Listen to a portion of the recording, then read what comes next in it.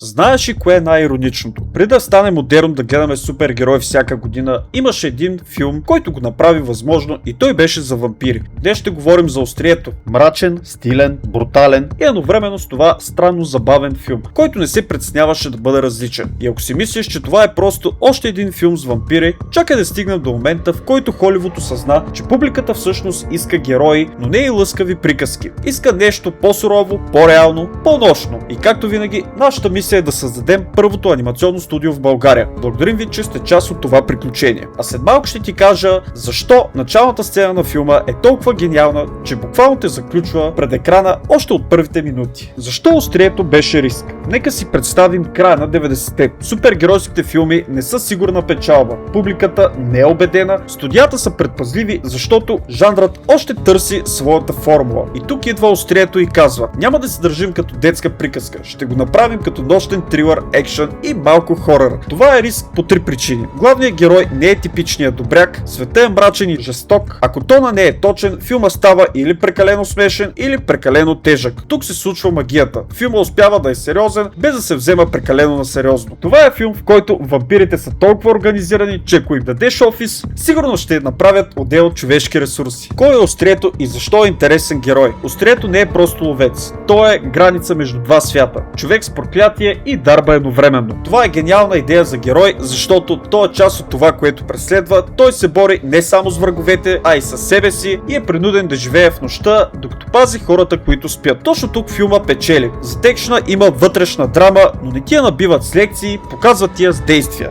Как правиш вампирска история, която да е супергеройска? Голямата сила на Острието е, че историята е проста и ясна. Има заплаха, има герой със специални умения, има свят с правила, има и ограничено време. Но вътре има и нещо по-умно. Вампирите не са само чудовища, те са система, която се опитва да се представя за нормална. Тоест филма е и екшън, и конспирация. И точно тази комбинация държи вниманието. Ти не гледаш само бой, ти гледаш и как работи този свят. И след малко ще стигнем до сцената, която направи половината публика да каже: окей, това не е обикновен филм. Визия и стил. Защо филма има нощна магия? Острието има стил, който веднага се разпознава. Тъмни улици, студени светлини, кожени костюми, метал и сенки. Това не е случайно. Филма е направен така, че да се усеща като градска легенда. Всяка се е случило в ъгъла на твоя град, но ти просто не знаеш. И най-важното, много неща са направени с практични решения. Реални декори, реални каскади, реални бойни хореографии. Затова филма има тежест. Началната сцена защо е гениална? Сега да си поговорим за началото. Това е един от тези филми, които от първите минути казват: ако не си готов, излизай. Началната сцена работи, защото въвеждате в свят без обяснения, карате да усетиш, че има правила, които още не знаеш, и след това те удря с чист хаос. Това е майсторството на режисурата. Не ти обяснява всичко с думи, показва ти го и ти сам сглобяваш картината.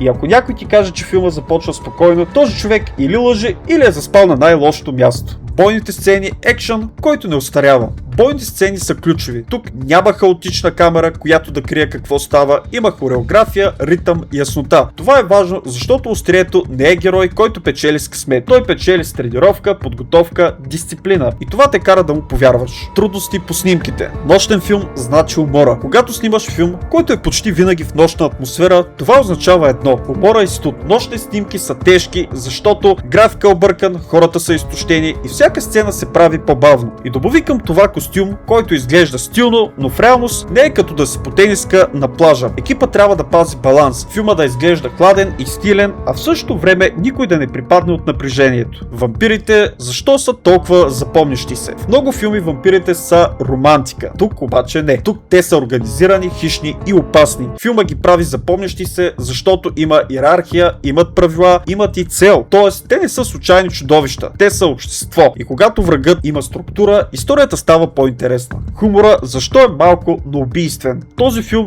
не е комедия, но има нещо много важно. Хумора е малък, но точен. Той идва от сухото поведение на героя, контраста между сериозност и абсурд и от това, че Острието е човек, който явно няма време за глупости. Точно този тип хумор разтоварва напрежението и държи зрителя буден. Защо филмът промени жанра? Най-важният ефект от Острието е следния. Той доказа, че може да има филм по комиксов герой, който е мрачен, стилен и е за по-зряла публика. и пак е хит. След него студията започва да вярват повече, че жанър може да бъде голям. И това е причината много хора да казват, че Острието е една от искрите, които подпалиха модерната ера на супергероите. Защо работи и днес? Защото не разчита само на компютърни фокуси, има практични решения, има ясна история, има атмосфера и има герой, който не е перфектен, а истински. И най-важното, филма има ритъм. Не те оставя да скучаеш, винаги има или напрежение, или движение, или разкритие. И тук идва най-важното. Острието е филм, който не се опитва да ти угоди на всяка цена, той има стил, има характер и си казва: това съм аз. Ако искаш и в България да се правят подобни филми, може да се абонираш за нашия YouTube канал, да оставиш коментар за алгоритъма, да го споделиш с приятел. По този начин помагаш на мен и моя екип да съберем средства за студиото, за което ви благодаря.